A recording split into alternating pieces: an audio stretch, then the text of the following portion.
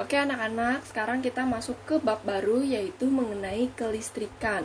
Oke, di sini akan Ibu bahas mengenai listrik itu apa sih?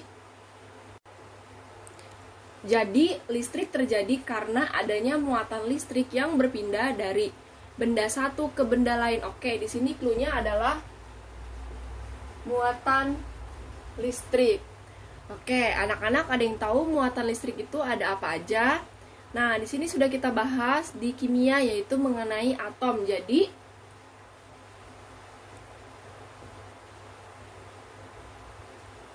muatan listrik itu ada yang namanya proton, lalu ada elektron. Oke. Jadi muatan listrik ada proton dan ada elektron. Proton itu yang bermuatan positif atau negatif. Nah, proton itu yang bermuatan positif dan elektron yang bermuatan negatif. Oke, muatan listrik ada dua. Nah, sekarang kita akan bahas mengenai benda. Tadi kan di pengertian listrik itu terjadi karena adanya muatan listrik yang berpindah dari satu benda ke benda lain. Nah, sekarang kita bahasnya benda. Tadi muatan listriknya sudah kita bahas, sekarang kita bahas bendanya. Nah, benda itu tersendiri, dia terbagi menjadi 3. Yang pertama, ada benda yang tidak bermuatan. Atau benda yang tidak bermuatan ini biasanya kita sebut benda bermuatan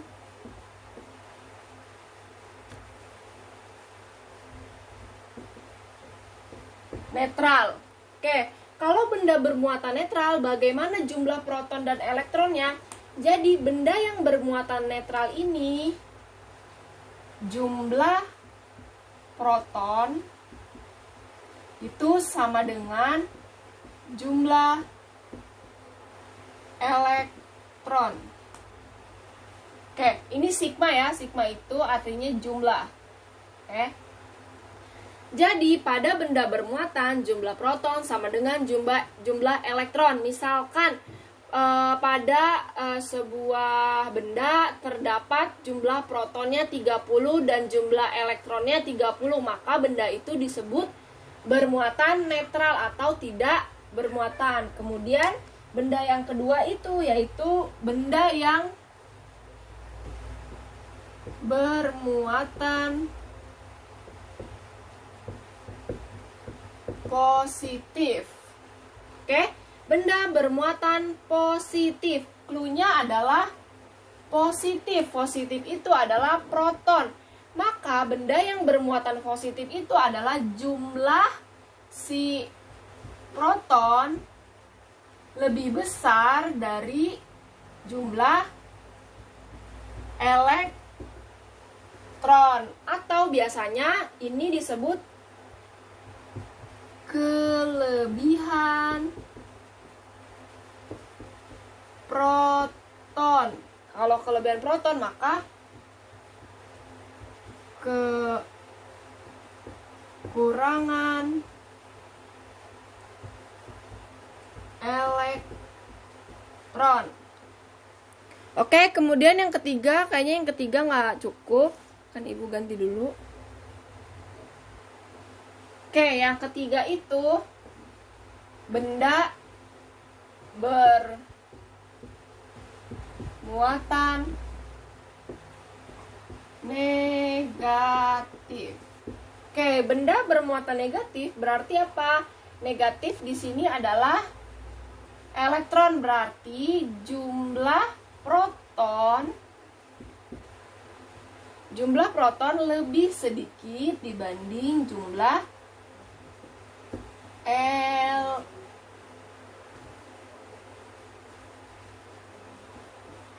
elektron. Oke, atau bisa disebut juga bahwa kalau benda bermuatan negatif itu adalah kekurangan proton, kemudian kelebihan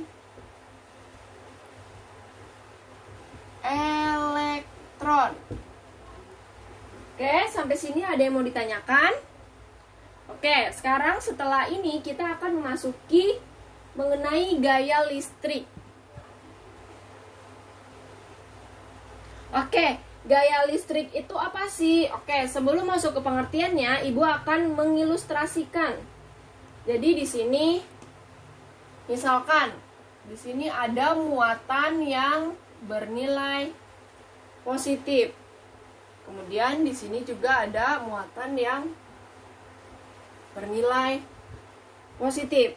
Oke, bahwa kalian ketahui ketika ada muatan positif akan bertemu dengan muatan negatif, maka muatan tersebut akan, ya betul, akan tolak menolak. Oke, di sini kita kasih keterangan. Tolak menolak. Oke, tolak menolak ini gaya yang dihasilkan adalah F ya. Ingat, gaya itu simbolnya F. Di sini ada F, di sini ada F. Karena di sini adalah muatan 1, maka di sini muatan 2. Maka di sini gayanya apa? Di sini berarti gaya 1 yang dipengaruhi oleh muatan 2, berarti F1 2. Kemudian yang ini gaya apa? Di sini gaya muatan 2 yang dipengaruhi oleh muatan 1. Berarti di sini F2 1. Oke. Kemudian bagaimana kalau dia sama-sama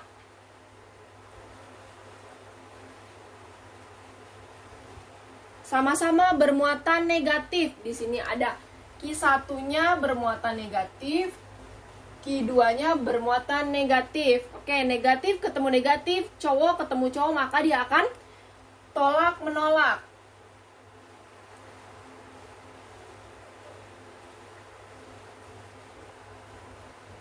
Oke, tolak menolak gayanya apa yang dihasilkan? Karena di sini Q1, maka di sini F1 dipengaruhi oleh 2. Jadi F1 2. Di sini ada F2 dipengaruhi oleh Q1.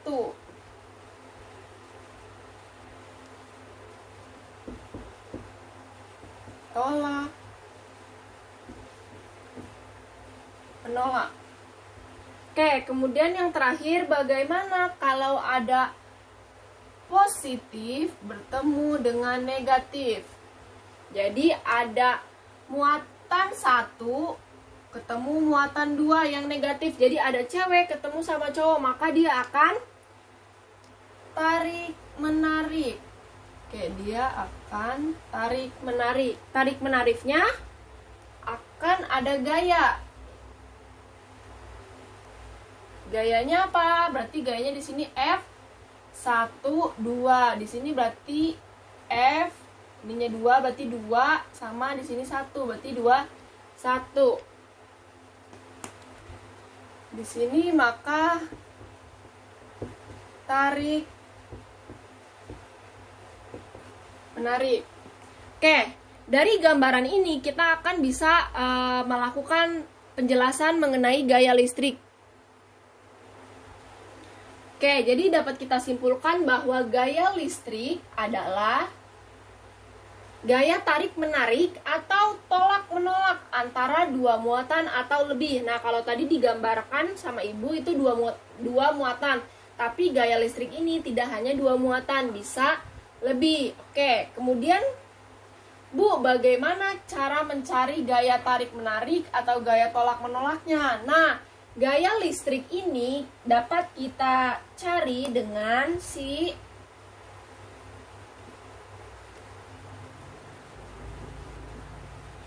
hukum Coulomb. Oke. Kemudian bagaimana cara menghasilkan hukum Coulomb? Oke, ini rumus hukum Coulomb.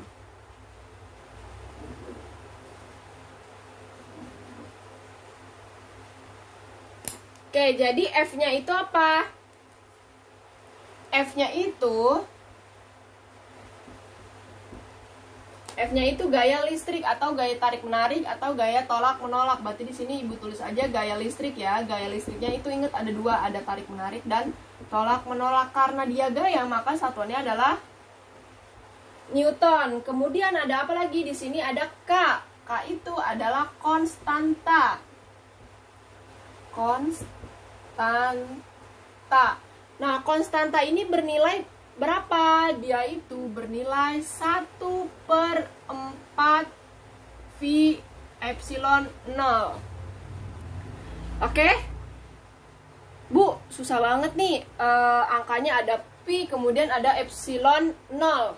Pi itu bernilai berapa?